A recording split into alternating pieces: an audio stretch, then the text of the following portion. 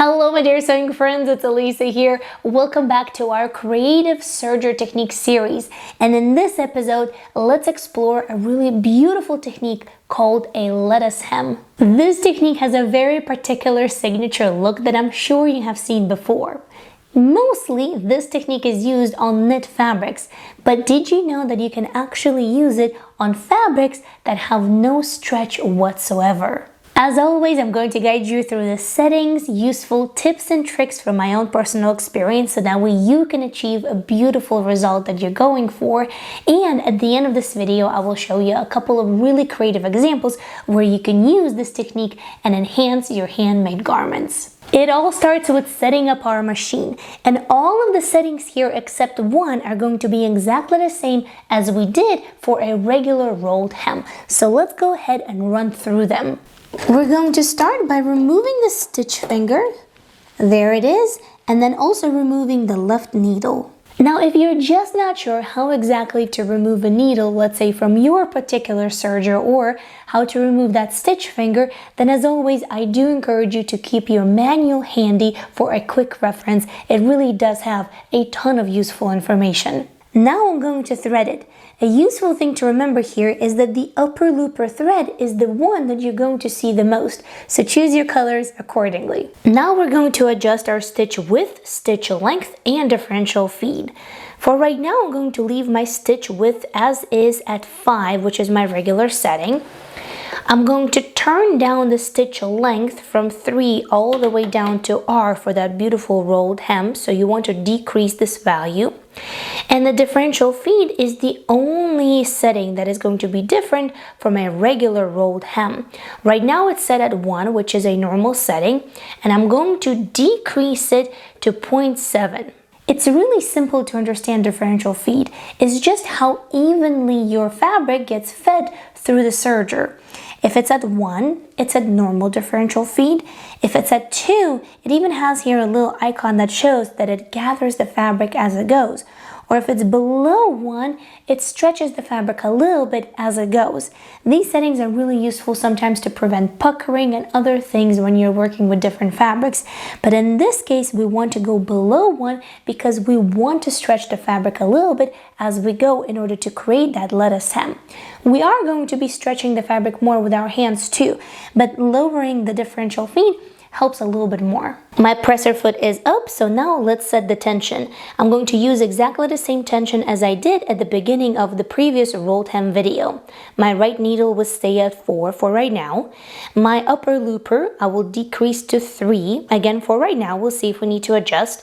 And remember that the rolled hem is created by the lower looper pulling the upper looper all the way up, so we need to increase the tension of the lower looper, and I'm going to set it for 6. One of my biggest tips for this particular technique is to actually test on a piece of fabric before you cut the pattern out of it.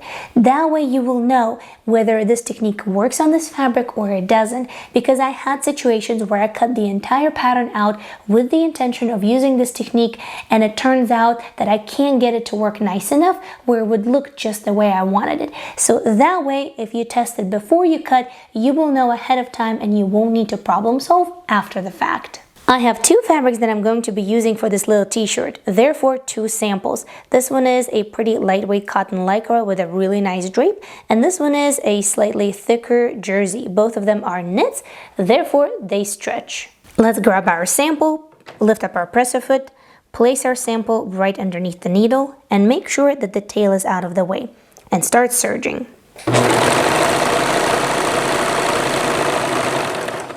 I'm cutting off just the tiniest bit as I go, and now you can hold on to the serger tail and you can hold on to the rest of the fabric and stretch it as you continue serging.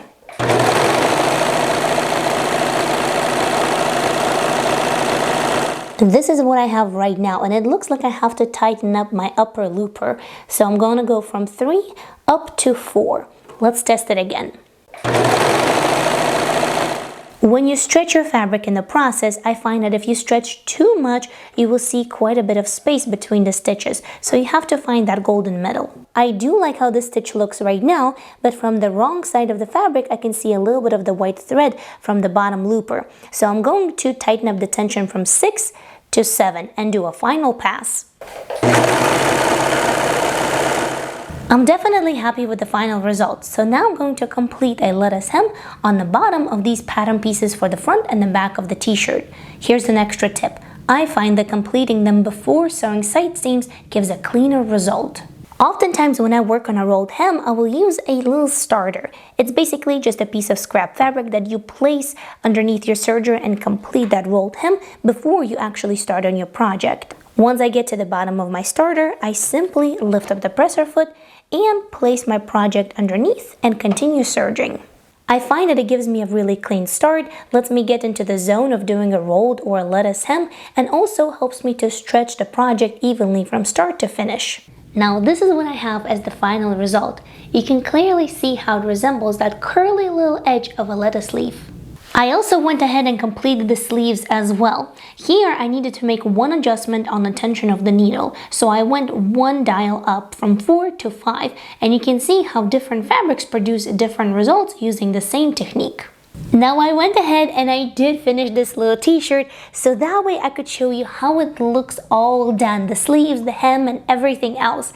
And I truly think that a technique like this can add a bit of character to an otherwise very simple garment. This is just a regular t-shirt for my little one.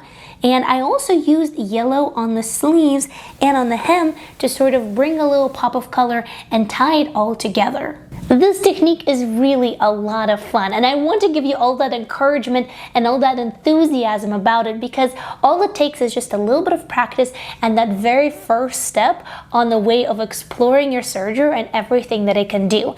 And as I mentioned at the very beginning of the video, you can do this technique on both, on fabrics with stretch like knits and fabrics that have no stretch at all. The secret, of course, is in how you cut your fabric and your pattern pieces. Now, if you cut your woven fabric on the bias and then stretch it as much as you can as you're going to complete your lettuce hem, it is going to give you a similar result to what we achieved here on knit fabrics. Now, it's not going to be exactly the same, obviously, due to the properties of the fabric. The wave of the lettuce hem is going to be a lot more subtle on woven fabrics than it will be on knit fabrics. And I also find it really depends on what kind of woven you're using for this technique. For example, here I made this blouse from silk georgette, and it has a triple layer flutter sleeve, which is partially cut on the bias due to the shape of the sleeve itself.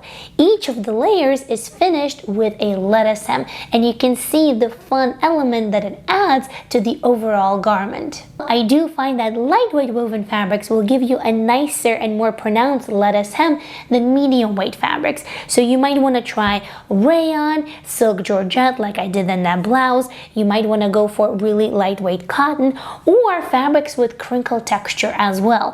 Here's another example. I made this little blouse for my daughter, and the sleeve is also a flutter sleeve completed with a lettuce hem. The bottom hem is also done on a serger, but just a simple rolled hem. If you complete a bunch of bias cut strips of fabric with a lettuce hem, then you can use them in your projects instead of a ruffle, like in this little example that I'm currently working on. The advantage of this versus using a traditional ruffle, which you would finish the hem and then gather the opposite edge, is that here the opposite edge is absolutely flat. Therefore, it doesn't create any bulk, it's easy to install, and you can't see all that gathering through the fabric because there is no fabric in case if your fabric is see-through or on the lighter side. I would love to show you two more garment examples of a lettuce hem and give you two final tips for your success. Lettuce hem and of course the original rolled hem both create a ton of fabric shavings and a ton of fabric dust on the inside of your serger. So every time I do it, especially if I work on multiple projects at the time, or if I have an especially long hem to treat, I make sure that at the end I clean out my serger. I have also noticed that this particular technique is very heavy on the needles just because there's so many stitches, they're so close together. So make sure that in the process you look out for bent needles or needles with little burrs because they can definitely cause a lot of trouble and uneven stitches. This one actually happened as I was filming this video, so I wanted to show it to you a little bit up close so that way you know what to watch for. Dear sewing friends, I truly hope that you're going to give this technique a try, and if you really want to become best friends with your serger, then click on the video right over here. I will give you 13 tips and tricks to make the most out of your serger. Thank you so much for watching, and I'll see you next time. Bye!